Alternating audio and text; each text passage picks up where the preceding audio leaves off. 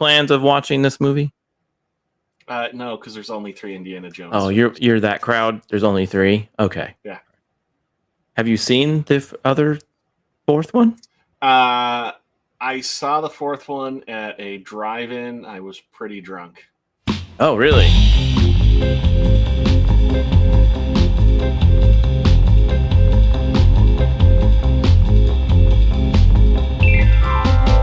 So Vegas only has 1 ball?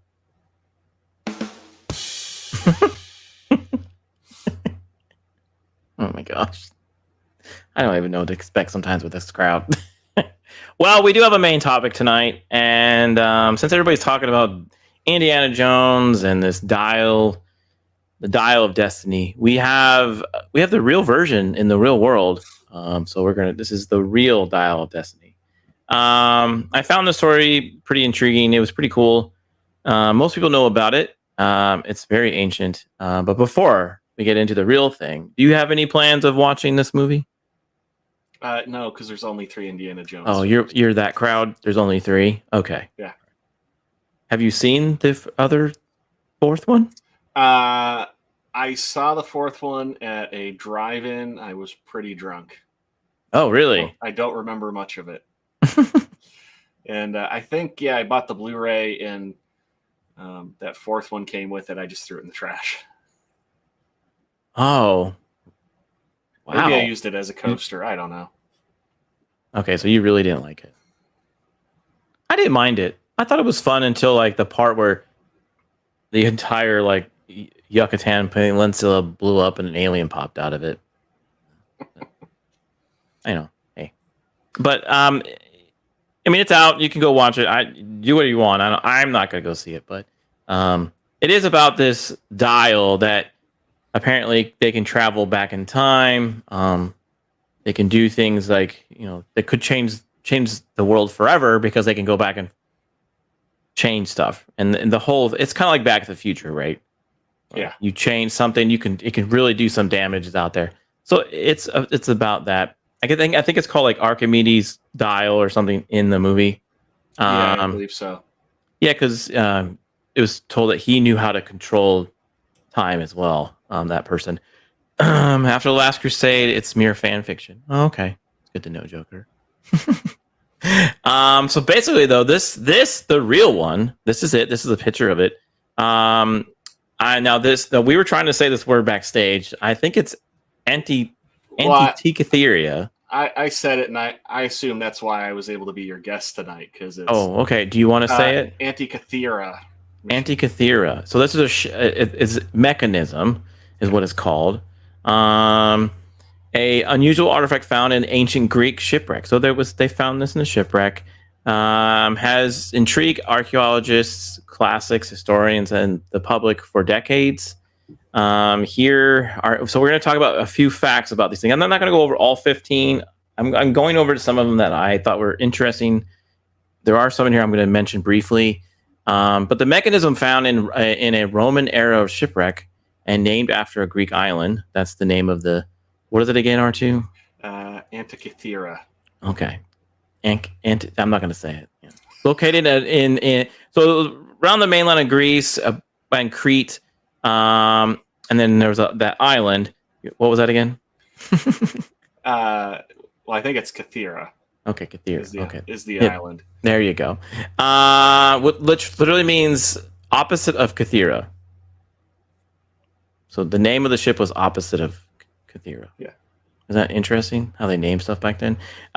Which is another March. No, I guess this was the island, another much larger island. The ship was assumed to be Roman, and when it sank off the coast, the island in the middle of the 1st century BCE, it carried a huge number of artifacts dating back to as early as the 4th century BCE. So this is before Christ. So that's pretty old. That's like thousands of years. Beard said this thing is pretty cool. It is. It's pretty fascinating, and very impressive for what they, at least that they assume, what they think, think about it, know about it. We're going to go over some of the things people believe this could have been. Some people have recreated it just based off of this one piece. But this is the biggest piece of all the pieces they found. See how it looks like a dial, and it's got like four. You well, Could because be like a compass, right? it's so corroded. It's it's tough to see in this photo, but some of the little bit higher quality. I mean, you can actually see its gears. Yeah, it does have gears on it, so it obviously was spinning and doing something.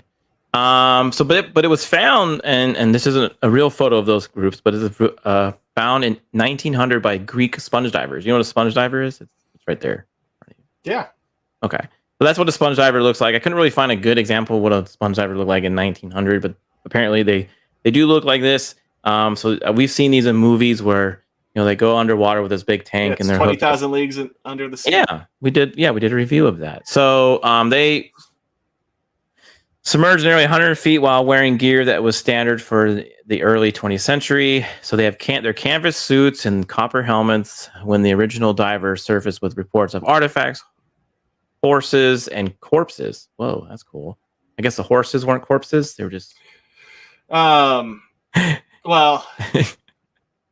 I think I want to say it was more of, I think the divers were, essentially caught off guard and they saw what they saw. Because I've heard another kind of variation where the diver said that he saw ghostly women at the bottom of the floor, and they were statues. Okay. So yeah, it's probably a statue of a horse, but I bet you if it's been under the water so long, it might still look like something. Because it's got maybe seaweed on it. Maybe it doesn't look like a statue. And they had rapture. They called it the raptures of the deep.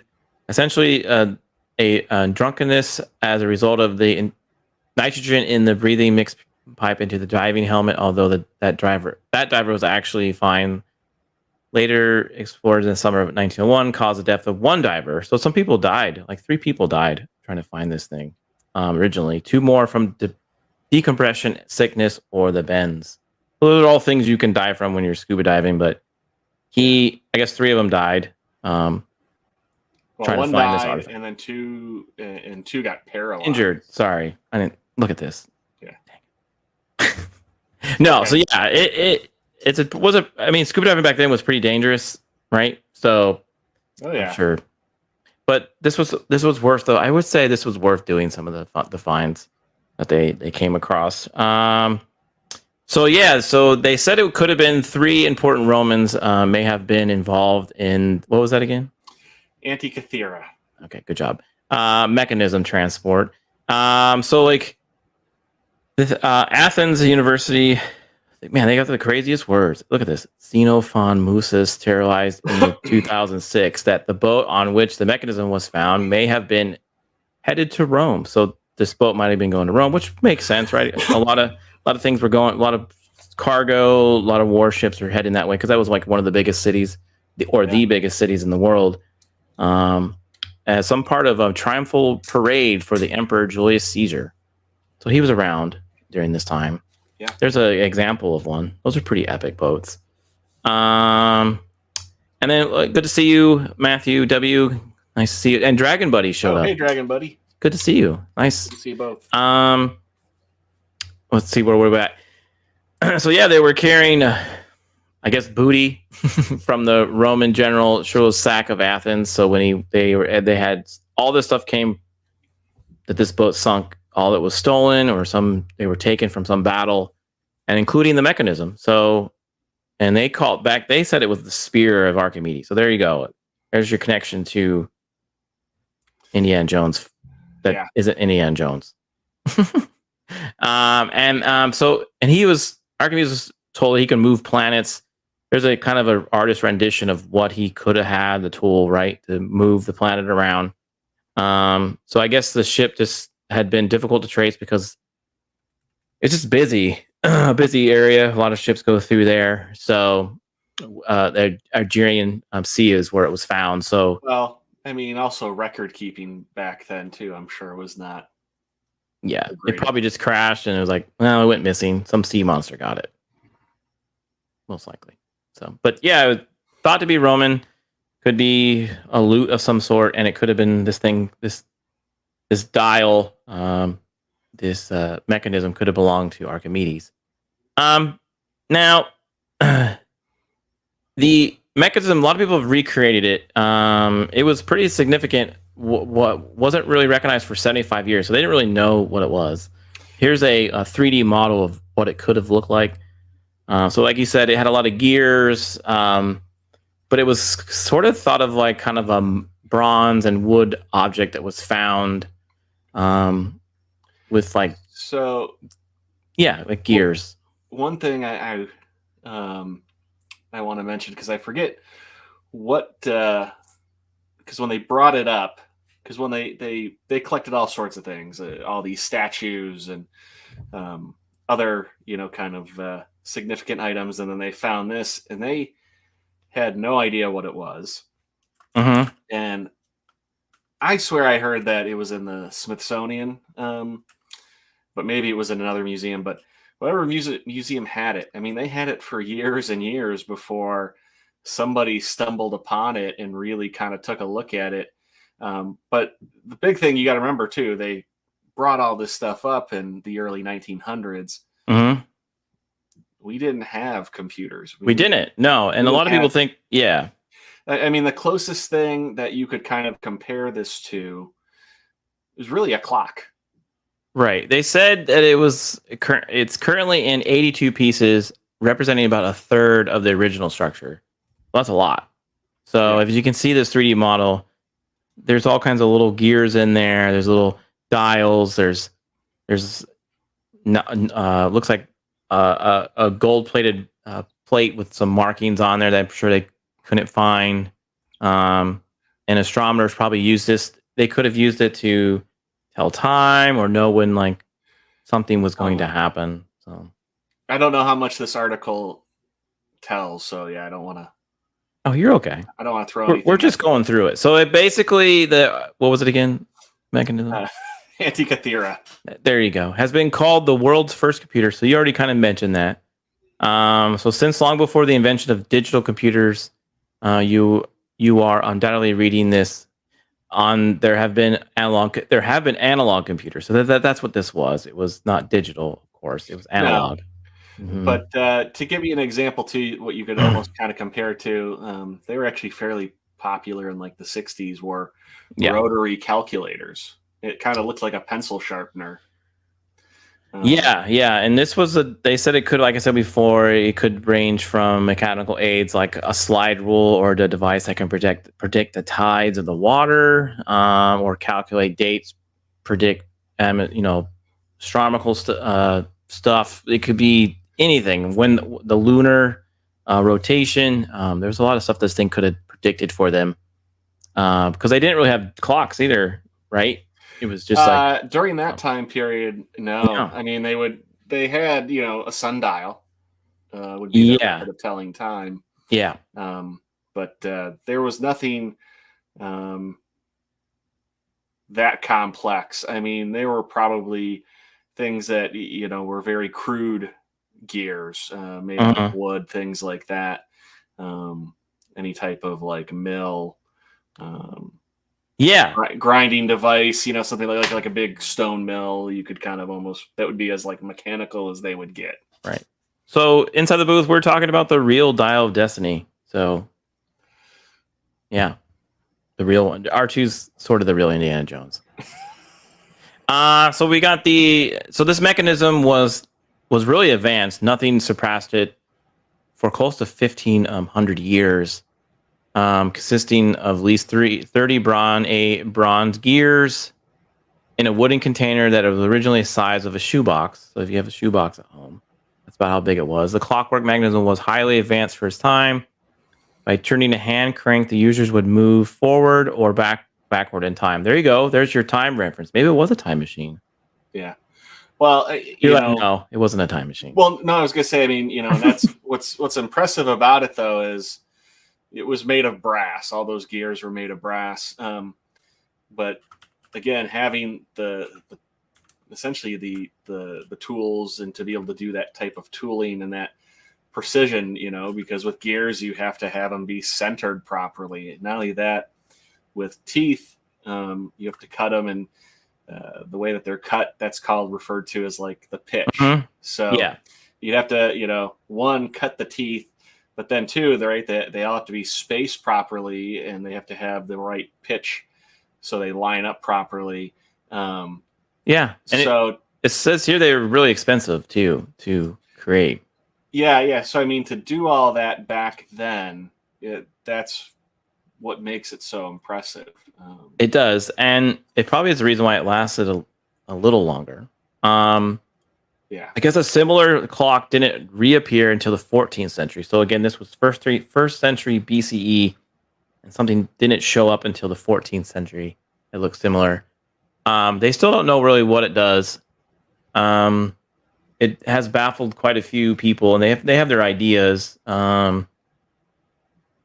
I guess it does come with its own instruction manual. No one's real sure what it really is meant for. Like we said, I don't know how they're trying to figure out. Some people think it believes that it tells fortunes. So, well, I don't know how old this article is, but they've done X-rays and scans of it.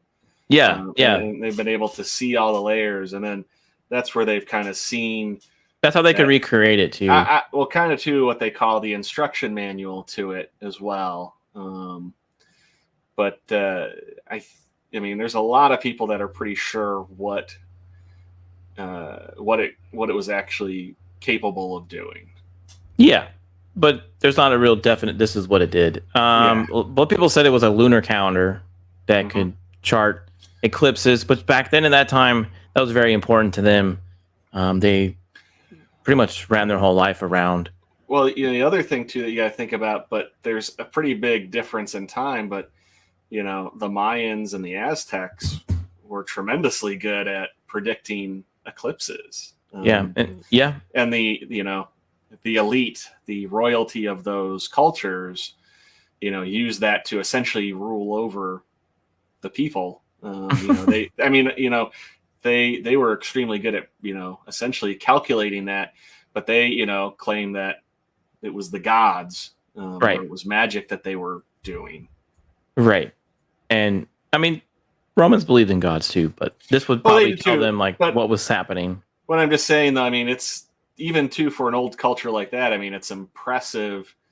I feel like sometimes we don't give generations maybe the credit for their intelligence. No, we don't. We think older generations don't know what they're talking about, and we know the younger generation knows what we're doing. Yeah. So that's the real Dial of Destiny. I mean, maybe it does go back in time, but we can't build it to do it, so we'll never know. But if you are a real Indiana Jones out there, this probably really does fascinate you, or if you're involved in.